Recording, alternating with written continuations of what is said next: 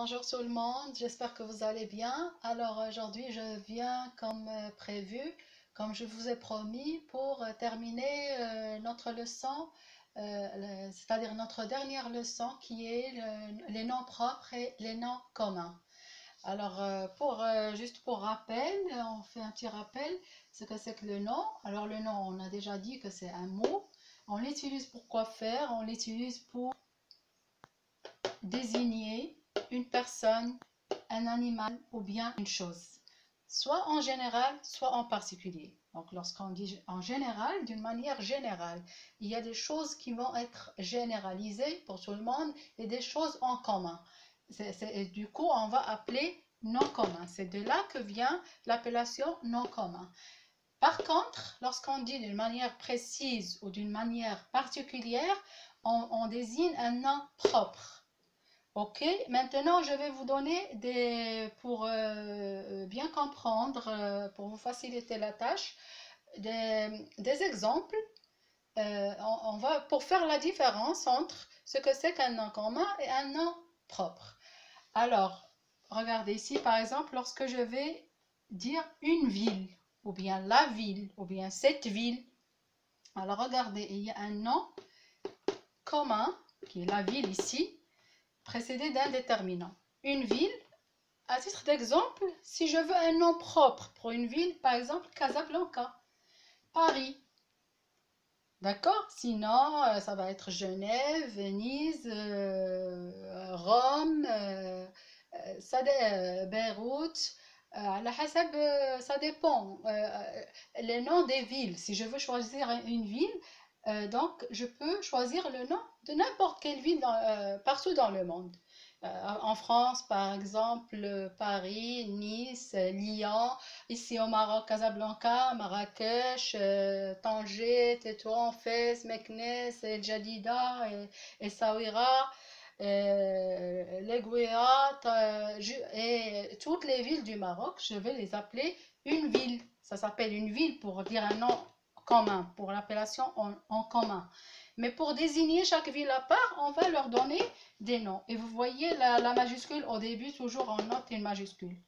Regardez le C pour Casa et le P pour Paris.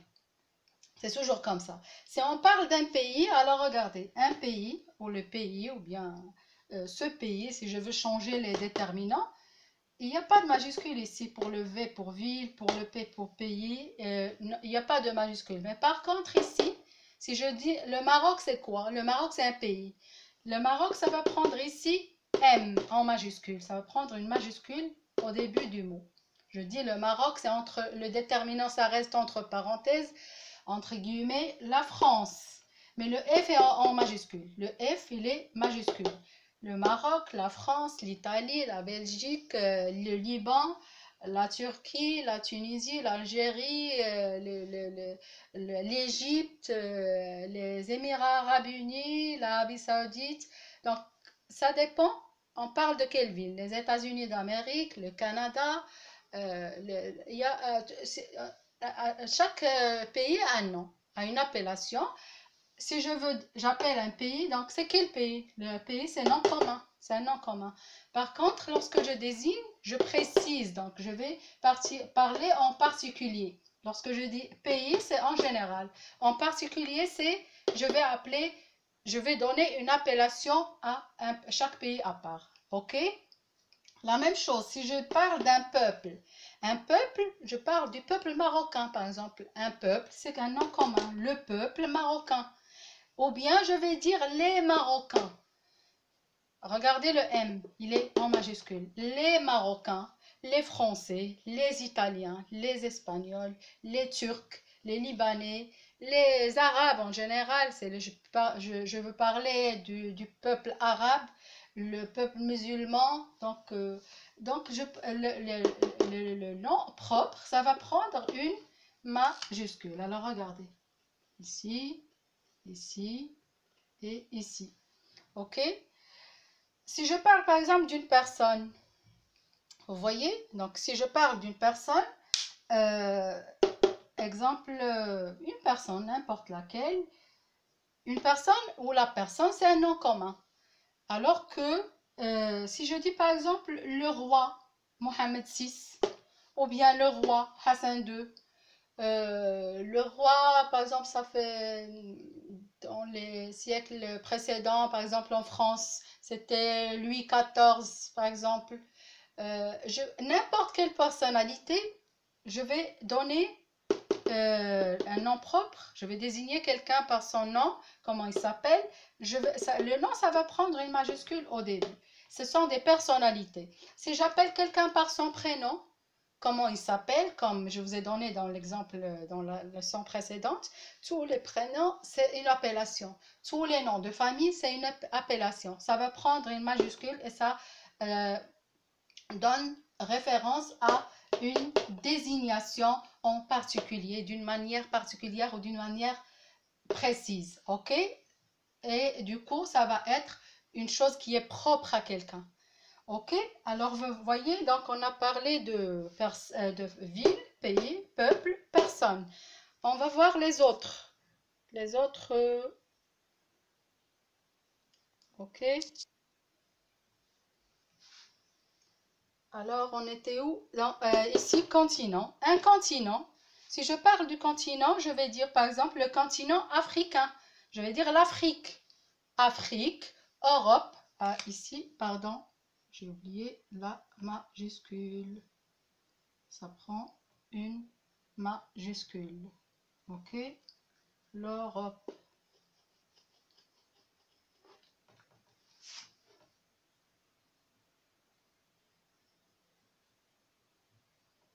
D'accord? Donc Europe, Asie, Afrique, Amérique, tous les continents. Donc l'Europe, l'Afrique, l'Asie, l'Amérique, l'Australie, donc et ainsi de suite. Donc là, je parle d'un continent. Le continent, quel continent? Le continent d'Afrique, le continent africain. Il y a des majuscules ici.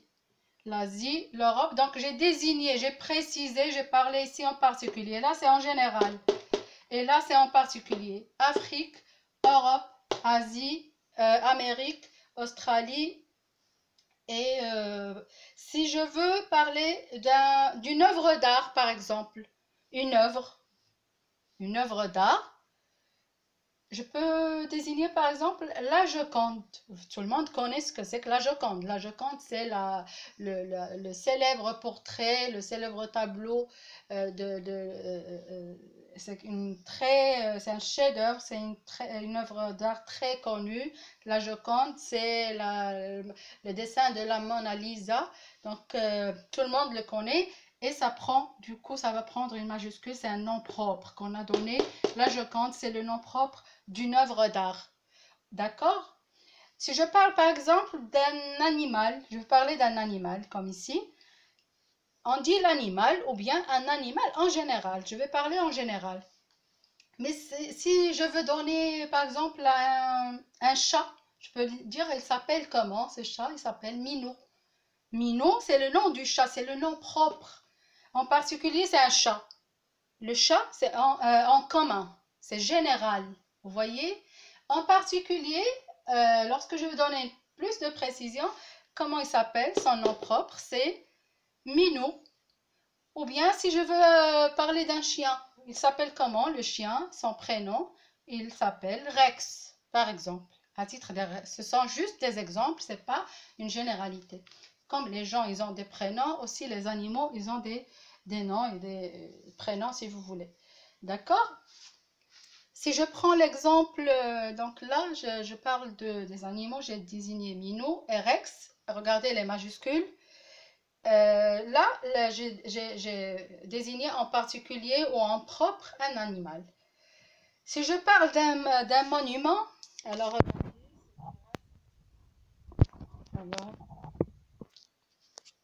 si je parle d'un monument ici, je parle de la tour Eiffel, par exemple. Regardez la Ménara à Marrakech, la tour Eiffel, par exemple, en France, et tous les monuments du monde que le Taj Mahal en Inde, par exemple, on met le déterminant n'a pas d'importance. Ce qui est important, c'est le nom propre, et il prend une majuscule au début. d'accord, au début du mot, regardez, la tour Eiffel, la Menara. Et si je parle d'un fleuve, un fleuve, ici au Maroc, si vous voulez, le fleuve Omarbe, le fleuve Melouia, Daraa, tous les fleuves qui sont très connus au Maroc. À titre d'exemple, dans le monde, on trouve le Nil en Égypte. Regardez, le Nil, c'est très connu. Alors, il prend un N majuscule. Et la Seine en France, région de Paris. Et le Mississippi en Amérique. Dans le Mississippi, le Nil, la Seine, le fleuve Marbella, le fleuve Dara, le fleuve Melouia. Donc ça, ce sont des exemples au Maroc ici. Donc, on parle de quoi? On parle d'un fleuve. Je dis, lorsque je parle d'une manière générale ou pour préciser un nom commun, je dis un fleuve. Lorsque je veux donner des noms propres, alors là, ce sont des exemples. Le Nil, la Seine, le Mississippi et si vous voulez tous les fleuves du Maroc. Donc c'était là ce que je voulais vous ajouter comme suite par rapport à suite la leçon des noms propres et noms composés. Alors reprenez la leçon à chaque fois que vous voulez. Moi, je fais descendre les caméras maintenant pour vous expliquer là, ce qui vient à la fin du tableau. Mais pour vous, vous pouvez voir la vidéo jusqu'à la fin. Et comme ça, je suis sûre et certaine que ces exemples vont vous faciliter la tâche pour la compréhension de ce que c'est qu'un nom propre et comment vous faites la différence entre un nom propre et un nom commun. Ce qui est général et ce qui est particulier. Ce qui est précis et ce qui n'est pas précis, ce qui est commun. OK? Alors, d'ici la prochaine leçon, je vous dis salut, bye bye, à très bientôt.